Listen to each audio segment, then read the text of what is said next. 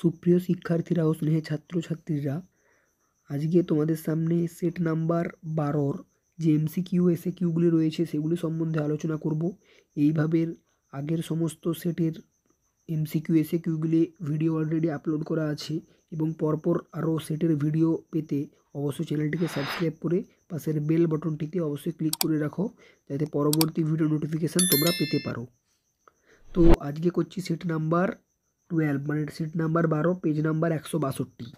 প্রথম প্রশ্ন কি আছে, নিখিলের বুদ্ধি ছিল তীক্ষ্ণ, ক্ষয়ের দাগের অপশানটা হবে সঠিক উত্তর। তারপরের প্রশ্ন, কার চেয়ে ছোঁয়া চেয়ে এই জগতে নেই, দরদ, গয়ের দাগের হচ্ছে অপশানটা সঠিক উত্তর। কত দফায় কাজ করার কথা বলা হয়েছে, 14 দফায়, গয়ের অপশানটা হবে সঠিক উত্তর।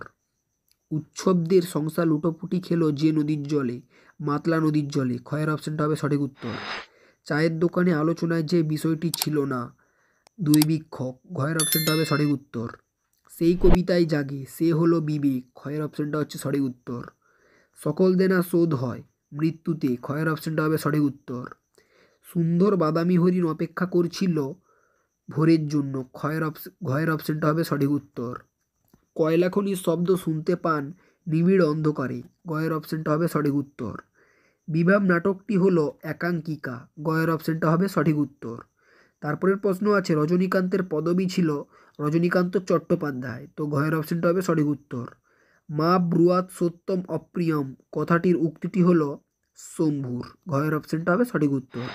তারপরে অথবা রাজনীতি বড় কুট, বক্তা হলেন ঔরঙ্গজেব, ঘয়ের অপশানটা হবে সঠিক উত্তর। সারা স্টেজ তখন ভরে গেছে কিসে, লাল আলোয়, তো ঘয়ের অপশানটা হবে সঠিক উত্তর, গয়ের অপশানটা হবে সঠিক উত্তর। তারপরের প্রশ্ন, অথবা এ horse my kingdom for a horse, যে নাটকের সেটি হলো রিচার্ড দ্য থার্ড, ক্ষয়ের অপশানটা হবে সঠিক উত্তর। থিপ শব্দটি এসেছে গ্রিক শব্দ থেকে, কয়ের অপশানটা হবে সঠিক উত্তর।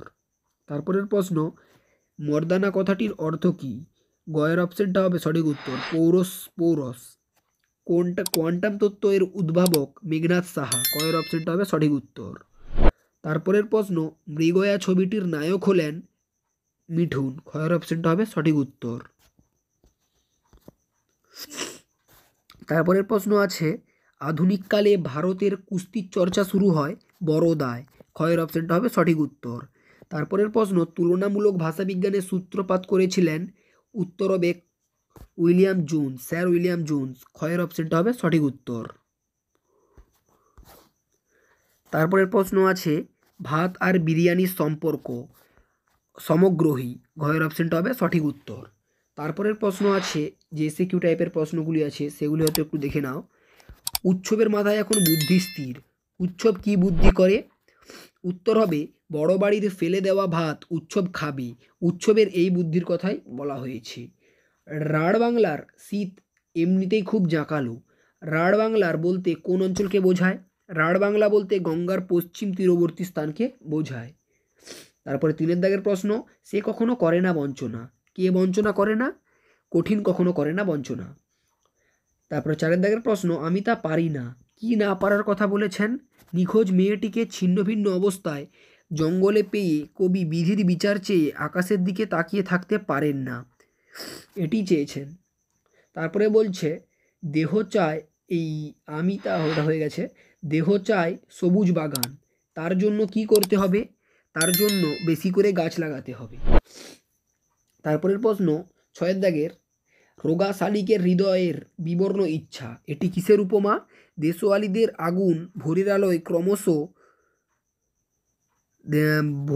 ক্রমশ বিবর্ণ হয়ে আসছে, মুমূর্ষ ও অসুস্থ শালিক পাখির শীর্ণকায় চেহারা ও নৈরাশ্যের মতো বিবর্ণ, এটি উপমা। তারপরে 7 দাগেরটা, বক্স অফিস বলেও তো একটা কথা আছে, কে কখন এ কথা বলেছেন, রবীন্দ্রনাথ সঙ্গীত ফিল্মি কায়দায় গাওয়া হলে শম্ভু আপত্তি তোলে, তখন হারমোনিয়াম বাদকে কথা বলেছেন। তারপরের প্রশ্ন, অথবা মাতালের হচ্ছে এই বিপদ, মাতালের বিপদটি কি, মাতালের বিপদ হলো মাতাল মদ ছাড়তে চাইলেও মদের কাছ থেকে ছাড়া পায় না সে।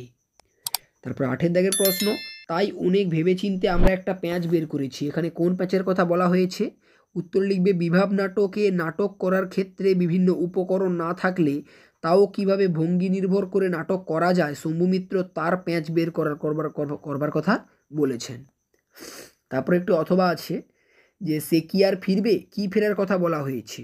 উত্তর লিখবে পাহাড়ের নিচে, এই অথবার প্রশ্নের উত্তরটা যদি কেউ পেরে থাকো অবশ্যই ডিসক্রিপশানে কমেন্ট বক্সে লিখে যাবে, এবং আমি যদি পারি অবশ্যই ডিসক্রিপশান বক্সে এবং ও কমেন্ট বক্সে দিয়ে দেব।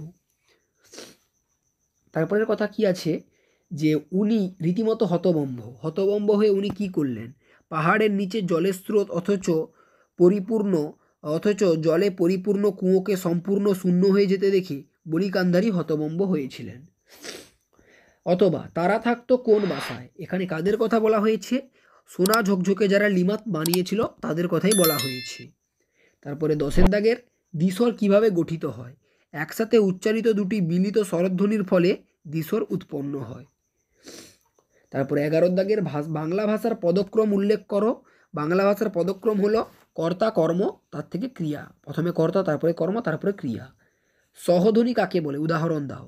সাধারণভাবে বৈচিত্র্যময় বাস্তব উচ্চারণগুলিকে সহধ্বনি বলা হয়। যেমন লঙ্কা এর উচ্চারণ হয়তো কিছুটা বিকৃত কিন্তু অর্থ পার্থক্য ঘটে না। তো এই ছিল আজকের সেট নাম্বার 12 অর্থাৎ পেজ নাম্বার 162 পেজের ভিডিও নিয়ে। তো পরবর্তী সেট 13 নাম্বার। তো অবশ্যই সেই সেটটির জন্য অপেক্ষা করবে এবং অবশ্যই চ্যানেলটিকে আবার সাবস্ক্রাইব করে রাখবে যাতে পরবর্তী ভিডিও নোটিফিকেশান তোমরা পেতে পারো। তো আজকের জন্য ভিডিও থেকে বিদায় নিচ্ছি, পরবর্তী সেটে ফিরে আসছি ভিডিও নিয়ে। বাই।